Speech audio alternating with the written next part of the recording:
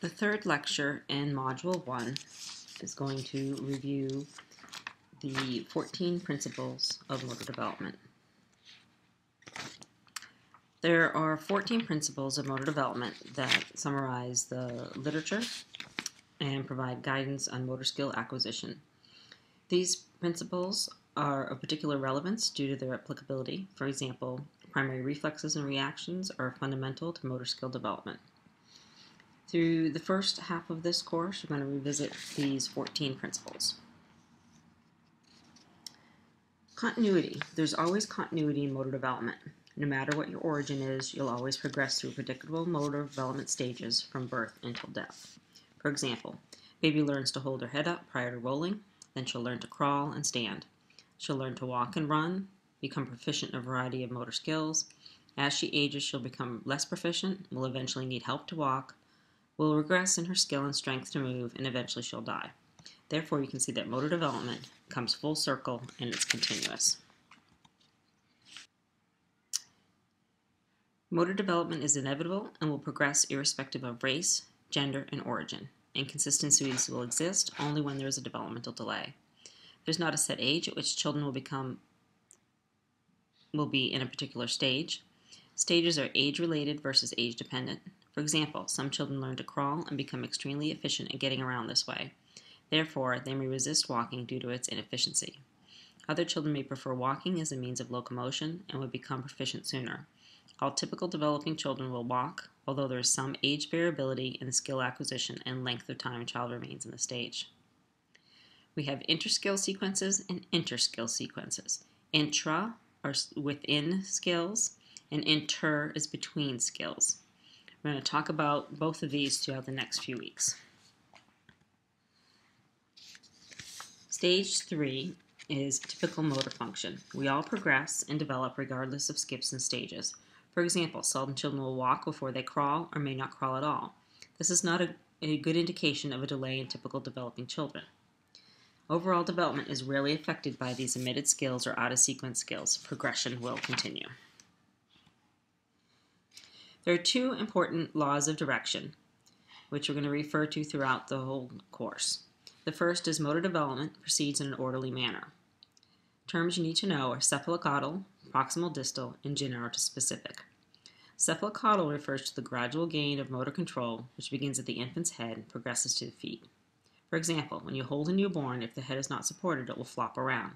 Gradually, the infant will develop the strength to hold his head up, be able to look in all directions.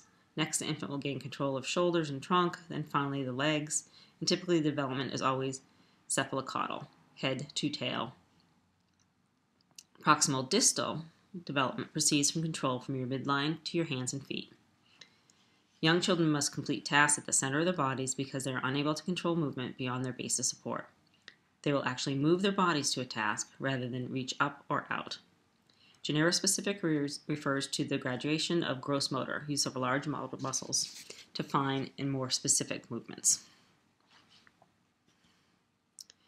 Stage 5 has the second law of developmental direction. It's called laterality. Early infant movement is characterized by jerky segmental expression. Bilateral movement is when two limbs move in segmented coordination, reaching with 2 hands or 2 feet, and the pattern quickly progresses to the ability to reach with 1 hand or kick with 1 foot, which is unilateral. Ipsilateral movement is easier than contralateral movement because only one side of the brain is involved during ipsilateral movement. Ipsilateral movement is the ability to move an entire side of the body, right hand or right foot. Contralateral movement involves moving one side of one direction and the other side another direction, such as throwing using opposition.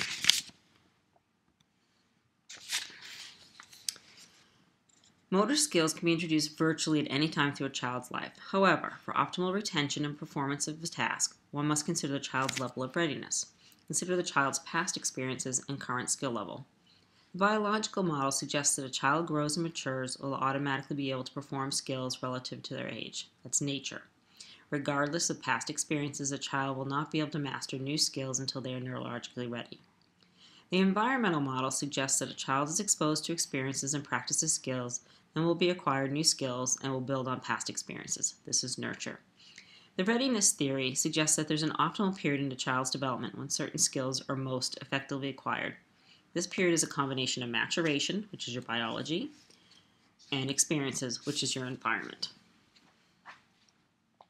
If you delay beyond the readiness period, then you will result in less than potential development. Okay, next we're going to define maturation and experience. They are both important and must be considered together in the planning of motor tasks. Maturation is inevitable and includes muscle, skeletal, weight, etc. And experiences will vary among individuals. Parenting, peers, school will influence your experiences. The seventh principle of motor development is body position. A comfortable body position and a skill must be achieved before the performer can execute movements from that position. 8. Early learning requires that children have ample opportunity to practice, maximum participation, and equipment. You should eliminate all lines, should have small groups, give every child his or her own piece of equipment, and use very short, specific instructions. The ninth principle is retention. I'm going to talk about continuous versus discrete tasks. Continuous tasks tend to be better learned due to the repetitiveness of the motion or overlearning. For example, running, skating, swimming are all continuous tasks. There's no clear beginning and ending. Discrete tasks require more practice because one repetition of the motion is the skill. Throwing, batting, serving. With discrete tasks, there's always a clear beginning and end. The saying, just like riding a bike, came from the continuous nature, therefore well learned of the task. So the degree of retention is related to the amount of overlearning. Principle 10, demonstration.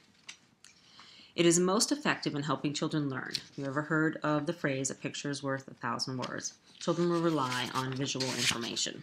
So if you do one thing for a demonstration and say something else, they will repeat what they saw, not the directions. The 11th principle is additional senses. Involvement of additional senses may improve the ability to meet the instructional objective. Try to use 4 of the 6 senses which are listed on the slide. The more senses involved in the instruction, the more easily the task is retained. Senses give meaning to our experience. Try to include varied sensory experiences in instruction. For example, when teaching a student to gallop, demonstrate and then provide clapping rhythm, have the student pretend to be a horse, have them make horse sounds, have them smell the grass or hay, and have them feel their legs galloping. Principle 12. Learning is specific to the task which has been practiced, and any transfer occurs due to identical elements within 2 skills. Be sure to give the children adequate practice in every skill that you expect them to perform.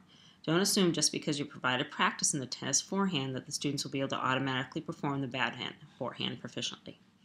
Transfer will occur in identical elements within skills only. To prevent erroneous transfer, don't teach similar skills within a short period of time during early motor development. Children tend to become confused and neither skill will be learned effectively. Principle 13 states there are 3 phases to any skill, and this includes discrete or continuous. It's just easier to identify these in discrete skills.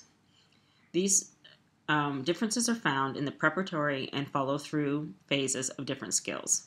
During the propulsive phase, the mechanics, force production, and velocity are similar. So the patterns of movement which characterize the actions are similar or identical. Preparatory, propulsive, follow-through. The last principle, is 14, is immature movers tend to demonstrate similar patterns. They have inconsistent trial-to-trial variation. They have perseverance, which has overflow movements. You're unable to stop at an appropriate time. Mirroring, unable to transpose right and left visual cues. Asymmetry, one side of the body is not equal to the other in movement tasks. Loss of dynamic balance, lose postural control during movement actions, and falls after performance. Unable to control forceful actions.